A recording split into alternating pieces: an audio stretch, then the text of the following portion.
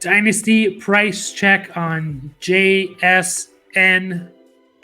We have a 12-team Superflex start 9 PPR. It's a little bit shallow, not super shallow, but a little bit than the average. JSN versus the 110. We just made a video talking about Rashee Rice versus the 110, and it kind of goes both ways. Like, I think we both took the 110, but didn't feel maybe super strong about it. Now, does it change for you here? Do you feel better about JSN, who was the first receiver off the board in the 2023 draft? And just real quick before you answer, my 10th ranked rookie is Brian Thomas. Mentioned it before. Guys like Bo Nix, I think, could be there. Maybe Xavier Worthy, probably not. Brock Bowers, Lad McConkey. So which side are you going? Yeah, I think I'm going to go JSN here. I mean, it's definitely one I don't feel as strongly about. Similar to like this last video that we just made about Rashee Rice, but if I had to order those three things, I think I would have the 110 like right in the middle. Mm-hmm. But I don't know, you can kind of throw them all into a hat and just see what you pull out. But I'll take JSN, like you said, the number one drafted receiver last year. Like, we knew he wasn't super productive last year, but people are like, we knew that going in to last year that he probably wasn't going to be, given the situation, competition between, from Metcalf and Tyler Lockett. So, and I think people are kind of holding that against him. It's like, oh, maybe he's not good. It's like, but I mean, he did good enough, like, with that competition, and like the Seahawks weren't necessarily lighting it up last year. Geno Smith, came back to earth, and I just think that JSN, he can only, I think he has a better chance of being better than Rashee Rice in general. Mm-hmm. I agree. Yeah, and I would take JSN as well. I'm a JSN fan.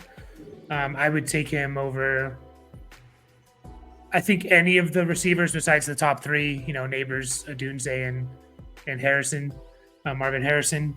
I'm pretty sure I would. Xavier Worthy, I'm a big fan of, and I have been, but I think I'd still take JSN. It's interesting, like, he did have a little bit better of a season than I think comes to mind. 600, nothing that was fantasy relevant, but like, he had 93 targets. And I just double checked, and JSN had 100, or Rashee Rice had 102. So like only 9 less targets. Now he had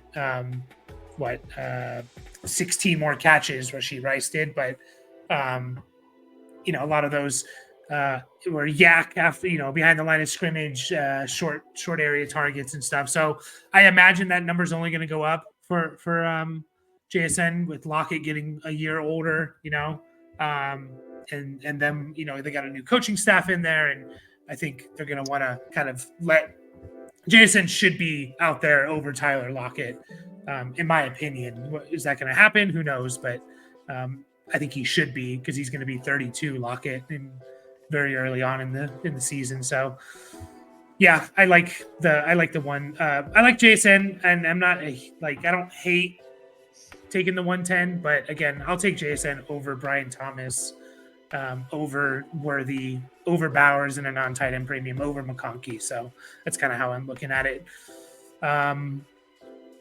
Next one here, another, I don't know if it's interesting now, but it's a 12-team Superflex starting 12, so pretty deep. It's PPR, 0.75 tight end premium.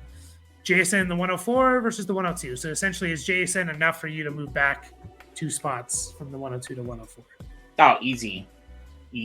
I will definitely take JSN in the 104 over the 102. It's like, yeah, I get it. Like, you're giving up basically Caleb or Marvin Harrison or Jaden Daniels or, whoever you have at 102. But I think that move back to 104, like, you're still going to get, Malik Neighbors or, Drake May, JJ McCarthy, like, whoever you have there. Like, I think you're getting a steal with getting JSN to move back those 2 spots and still get, essentially a top tier rookie potential. I was trying to figure out how to say this, but yeah, not necessarily top tier, because it's not you're not in that Marvin Harrison, Caleb market anymore, most likely. But yeah, I think it's 100% easy JSN 104. Mm-hmm. Yeah.